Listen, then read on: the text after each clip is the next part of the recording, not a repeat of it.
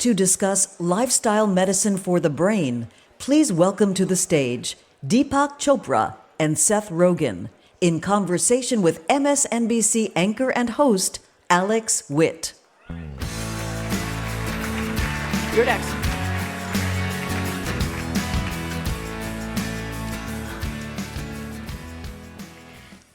Hi, everyone.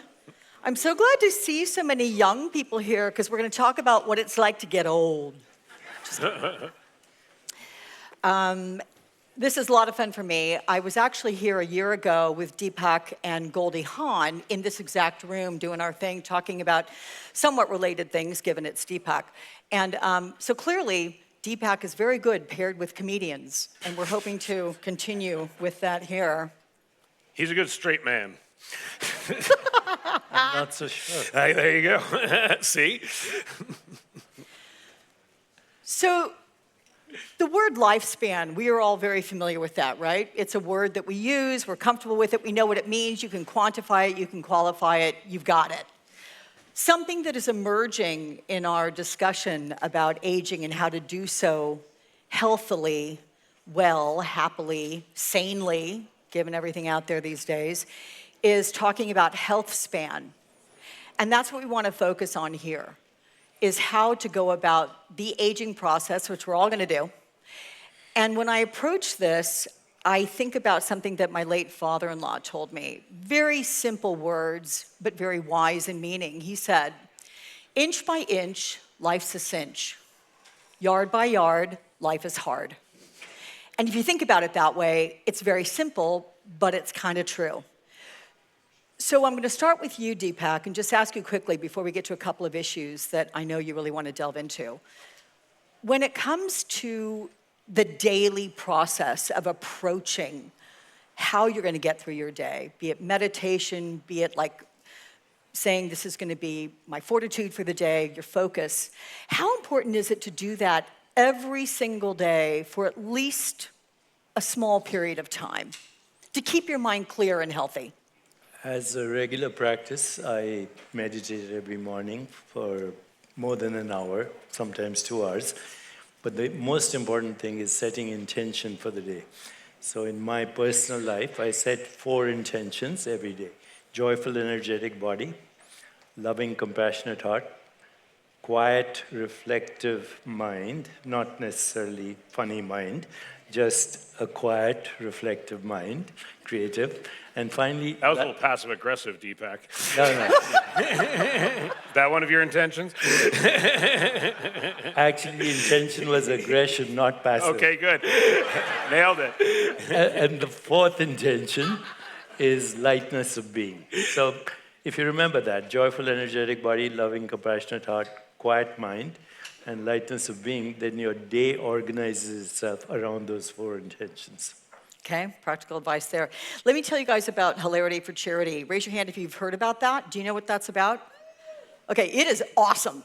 This is something that Seth and his wonderful wife, Lauren Miller Rogen, have created. CEO, are you Bonnie CEO or running the show there? Anyway, I would suggest that everybody do what I did, which was in researching, talking to Seth. You get online and you look at wearehfc.org. It is amazing. It is so great talking about the intentions that they're going to set, how they're going to go about helping people who are dealing with Alzheimer's. And that's just not the people that have Alzheimer's, but it's the caregivers, which can be any of us, right? People living with dementia, any number of things. But the cool thing is that Seth and Lauren, and with Bonnie's help, they're focusing on young people now. And I'm like, really? You're working with high schoolers, college kids, talking about Alzheimer's? Tell me why you're focusing on that aspect of things as well, Seth, these days. First of all, thank you for having me here. I think Alzheimer's is very scary. Brain health and, that kind of thing is something that is very stigmatized in our culture and society, and people don't like thinking about it. They kind of put it off, and it's viewed as very mysterious, I think, in a lot of ways. And one thing we've learned, my wife, first of all, some backstory, my wife's mother had early onset Alzheimer's in her 50s and passed away at a very young age, and this was right around when we started dating, and so we found ourselves like really entrenched in the world of brain health and dementia and Alzheimer's like in our 20s. And that was the age that we learned that if we wanted to prevent this type of thing in our own futures, that's when you actually need to start doing stuff about it.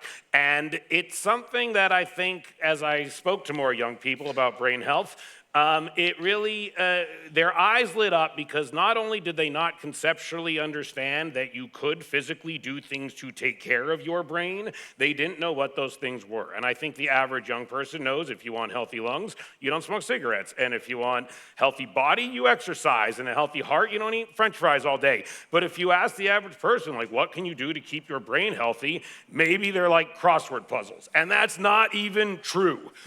Literally, crossword puzzles are accessing things you already know. They're not teaching you new things. And so that's how dire it is. It's so dire, I'm up here with Deepak Chopra talking about brain health. I'm the second most prominent person they could get to talk about brain health. That's terrifying, you know? There should be much smarter, more qualified people here, but nobody else is even talking about it. And that is something that young people also really perk up. They love nothing more than when they feel like they were failed by the older generation. And this is something that they really feel they were failed in, which is no one told them they could do things to keep their brain healthy. Brain health and dementia, all that were things that if your family was like mine, you just didn't talk about. You would come up with code words for the people in your family who had dementia, and you would kind of like brush them aside to some degree. And so, yeah, we've been very inspired by teaching young people about brain health, and doctors think that as much as like 40% of cases of Alzheimer's are preventable by leading a brain healthy lifestyle, and that's a huge number. That's millions of people. And again, it's something that the average, I think, person even conceptually doesn't understand is even an option on the table for them. Yeah. Deepak, you talk about a spiritual approach to healthy aging. Spiritually, really? I mean, isn't it all about like your exercise and your nutrition and going to see the doctor and getting your tests and facing it head on? It's spiritual? So everything that Seth said is true. Actually, I'd make one little revision. Less than 5% of all disease is genetically determined. In Alzheimer's particularly, there are about 43 genes that predict Alzheimer's. Of those, only 3 are fully penetrant. The rest are based on lifestyle that he was mentioning. So we can talk about that, but you asked spiritual approach. By spiritual, I mean a part of your existence that is not in time. I'll repeat that. A part of existence that is not in time. So when we look at aging, you look at biological age, which is all the biological markers, blood pressure, telomerase, telomere length, wrinkles, immune function, so on. So that's biological age. Then there's something called psychological age. How old do you feel inside? Which incidentally corresponds with biological age more than your chronological age. So chronological age is when you were born. I am chronologically 76 right now, and my biological age is less than 50, wow, according to current biological Every Jewish person I know feels 100, yeah, so I don't know what that does.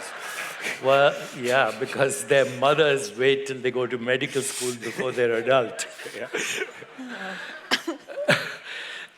So I was saying biological age, chronological age, psychological age, but there's something called spiritual age. And that is a part of you that never ages. So let me give you an experience about that right now. First of all, are you finding this interesting? Can you be a little more enthusiastic, please? So now let me ask you the same question, but please don't answer it till I raise my hand. Promise? Same question, same answer, but don't answer it till I raise my hand. Do you find this interesting?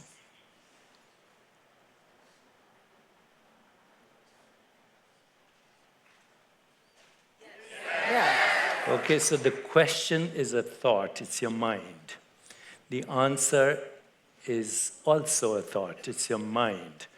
But between that is you. You're not a thought, you're a spirit, you're an awareness, you're a soul, you're consciousness. Now, in cognitive science, we don't use words like spiritual or soul. So let's just call it awareness. Right now, as you're listening to me, just turn back to who's listening. This presence that you feel is what we call I. I was 4 years old, different body, different mind. I was a teenager, different body, different mind, different personality. Some people get stuck there and then they can run for president. But you see, your body and your mind is aging because it's in time. But when you say, I was 4 years, I was a teenager, I was an adult, all the way to dusty death, there's a part of you that never changes. Call it I. It's the still presence between thoughts. So be aware of that presence right now. That part of you is not aging. If you make that your identity, you'll slow down your aging process. That's the Eastern approach, in addition to everything Seth is saying. Also, don't eat a lot of sugar. Yeah. But you can have coffee. Both help, yeah. Actually, did you know that coffee mitigates against the risk of Alzheimer's? Oh, thank God I drink 1,000 cups of coffee a day, yeah. But then you counterbalance it with cannabis, don't you? I do smoke tons of weed. It sounds like you smoke more than I do, if I'm being totally honest. Well, actually, I'm high all the time. Yeah, me too, I know. We talked about doing shrooms earlier. That's good for your brain too, yeah. I make my own cognac.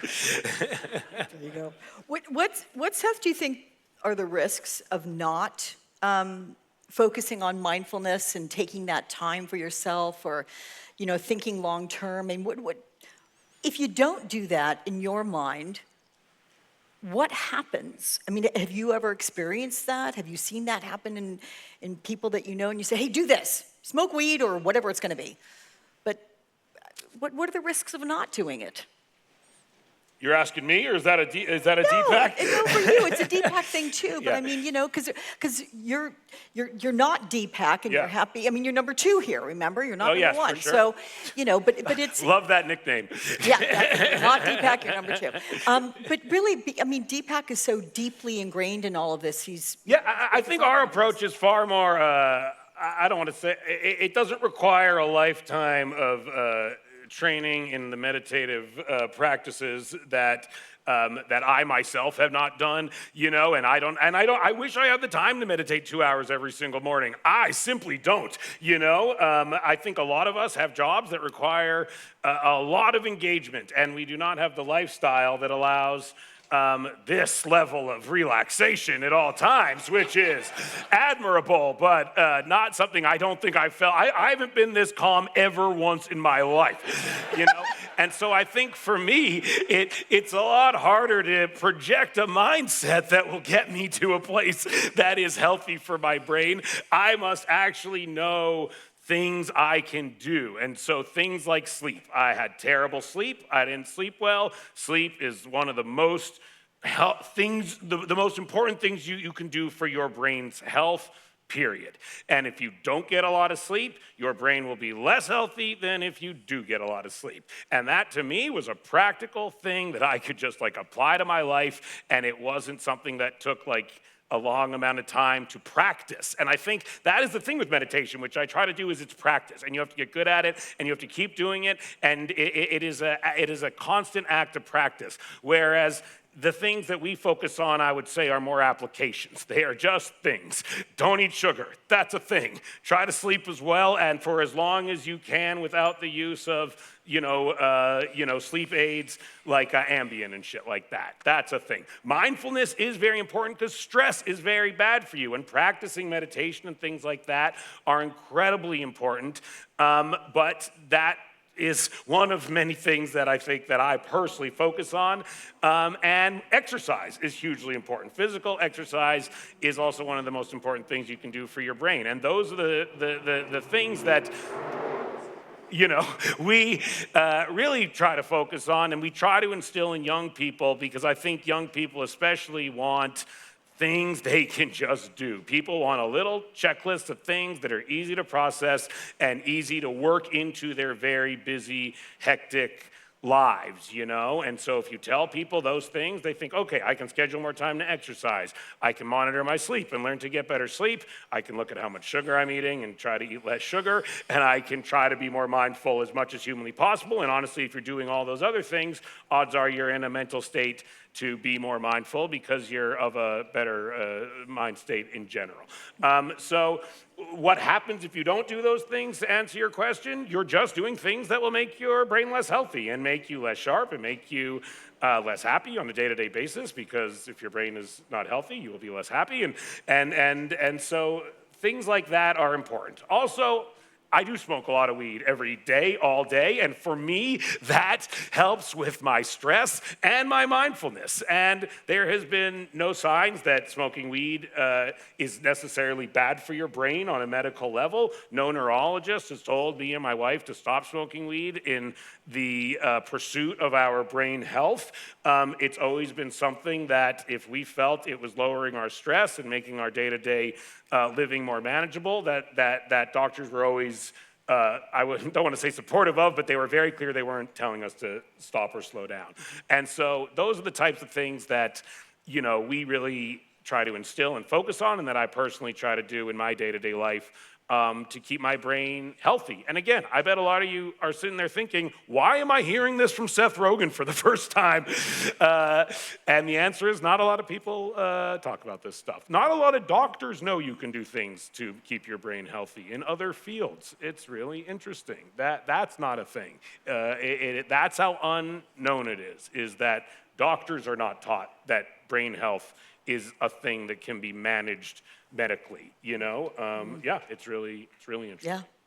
There's something that's been at the top of conversations lately, and it's the use of psychedelics. And I know that the Chopra Foundation has been delving into that, researching, finding out how that helps with mindfulness, mental health, and the like. I know you guys may have seen interviews or read Prince Harry's book, Spare. He's very open about the fact that he uses psychedelic mushrooms to help reduce the stress in his life and open up mindfulness for him. So it is becoming popular. Are you finding anything substantive to support that in the Chopra Foundation now with the research you guys are doing? Yes, but let me explain. You want to go back to the weed? Go back to something that Seth said, because it's important to address those. He mentioned sleep, very important. Deep rest, very important, as in meditation. Nutrition, very important, because you need to have a diet that has maximum diversity in plant-based foods. If you have meat, it should be organic, and you should definitely avoid sugar. I'm coming to psychedelics in a moment, and marijuana as well, but then exercise, very important, obviously. But there's something called mind-body coordination, which is more important than even exercise. And you can get that by practicing martial arts or Tai Chi or Qigong or yoga or doing breathing techniques. All these techniques activate a nerve in your body called the vagus nerve, which counteracts the effects of stress. So when you laugh, by the way, you activate the vagus nerve, provided the humor is not sarcastic or hurtful, but joyous, okay? But laughter does activate vagal tone and therefore causes healing, honestly. There's lots of data. The tears of laughter are very different chemically than the tears of sadness or the tears that come with hostility or anger or stress. So laughter is very important. Love is very important. When you have compassion, joy, empathy, equanimity, that also activates the healing process. So all these things are very important for brain health. Now coming to psychedelics and marijuana and cannabis, yes, there's data that cannabis will decrease inflammation and therefore can help. There's a lot of data that psychedelics can remove anxiety and trauma from what we call the conditioned mind. So almost everybody has trauma. If you don't have trauma, you may not remember it from your childhood, or there may be intergenerational trauma, but there's no one who doesn't have trauma. The memory of trauma is called anger. It's a memory. And the desire to get even is called hostility. When you direct blame at yourself, that's guilt and shame and humiliation. And all of that, the anticipation of trauma is anxiety, all of that actually causes depression, which is the #1 pandemic of our time today in the world. When people were getting sick with COVID, the young people and the older people, when we looked at them, all of them had stress, all of them had inflammation, and all of them had depression preceding. And in case of Alzheimer's, also in dementia, sometimes depression and stress and memory of trauma can precede Alzheimer's by decades, and it can be detected in young people. You can predict who's going to get Alzheimer's or dementia as they grow older if you just measure their inflammatory markers and you correlate that with the memory of trauma. So it's not a simple one thing, it's all of the above, and all of this above acts through a mechanism called epigenetics. And epi means above, genetics is above the genes, your DNA is wrapped above the genes, and every experience you have actually modifies the activity of your genes. Right now, as we're speaking, genes in your frontal cortex are getting activated. If there was a funny conversation, then genes in your emotional brain would get activated. If you were stressed, then genes would get activated in what is called your reptilian brain. So this is a very handy model of the brain, and I'm using the pun intentionally. This is your brain. Cortex, intellectual, creative, humor, etc. is here. Reflective inquiry is here. If I open my hand, what you see here is the emotional brain. And this part is the reptilian brain. So we have 3 brains. This evolved 300 million years ago. This 100 million years ago. Our cortical brain, which we pride ourselves in, is only 4 million years old. And it evolved very rapidly when we created language, and we created models for storytelling. So our intellectual brain is actually very immature. We pretend to be intellectual, but we are creatures that are bristling with emotion and fear. Fear is dominant in our culture because of the separate mind, which is a socially induced hallucination. So when you give somebody psychedelics, that also removes the neural correlates of what we call the separate mind. There's a part of your brain called the default mode network, which is the neural correlate of your ego mind. So when that cools down and your ego goes into the background, you have this experience of universality and joy and love, and that actually rewires the neural networks for healing. So I'm not saying cannabis is a panacea, not saying that psychedelics is a panacea. There's no such thing as a panacea for everything, but psychedelics and cannabis do have a role. I also love doing shrooms. Well, that also does the same thing, actually. Yeah. Yeah. Oh, it's great. Yeah. Something that actually blew my mind before we came in here, I was talking with Deepak, and he gave me this statement. He said, "We are neither the mind or the brain." I went, what? You know, it kind of blew my mind. But what did you mean by that? So the mind and the brain go together. Have you ever made the statement, I changed my brain? Nobody says, I changed my brain. They say, I changed my mind. Yeah. Right? So whenever there's an event in the mind, there's a neural correlate in the brain. They go together. They're parallel activities. All our interventions right now are at the level of the brain or the mind. But ask yourself, who or what is it that says, I changed my mind? Okay. There is a deeper awareness in which the mind and the brain are parallel activities. That's what you experienced when I asked you, be aware of yourself. As you're listening to me, turn your awareness to yourself. That part is not in time. And one of the reasons why people are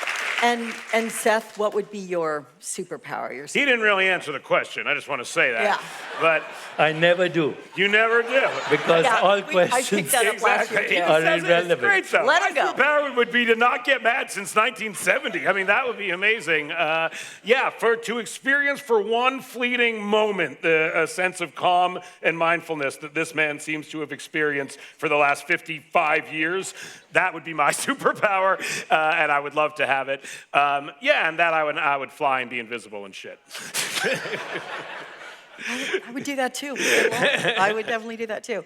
Anyway, this has been great, everybody. Thank you for having us. Seth Rogen, Deepak Chopra, hilarityforcharity.org. That's where you can contact with Seth. Of course, Deepak, you guys know the Chopra Foundation and a multitude of books. So thank you guys. You're both awesome. Thank you. you, Alex. Thank you. Thank you.